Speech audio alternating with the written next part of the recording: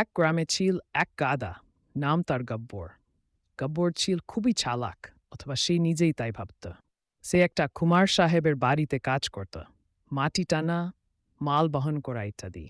একদিন গব্বর ভাবল, আমি তো এত বুদ্ধিমান, অথচ সবাই আমাকে গাধা বলে। আমাকে কিছু করে প্রমাণ করতে হবে আমি গাধা নই। পরের দিন সকালে গব্বর হাঁটতে হাঁটতে হাঁটে গেল। গিয়ে দেখে সবাই কিছু না কিছু বিক্রি করছে। কেউ মাছ, কেউ আম, কেউ পান্তা হাত। গব্বরও ভাবল, আমি কি বিক্রি করব?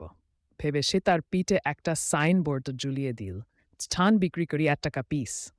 লোকজন অবাক, গাদা স্থান বিক্রি করছে। একজন হাসতে হাসতে এসে 1 টাকা দিল। গব্বর বলল, তোমার জান হলো, ভবিষ্যতে গাধার থেকে কিছু কিনো না। সবাই হেসে কুটি কুটি। এক গাধা, এ নিজেকে বুদ্ধিমান ভাবছিল, এখন সবাইকে হাসাচ্ছে। তবে মজার ব্যাপার হলো, গব্বর জনপ্রিয় হয়ে গেল। সবাই তাকে দেখতে আসত, টাকা দিত, আর সে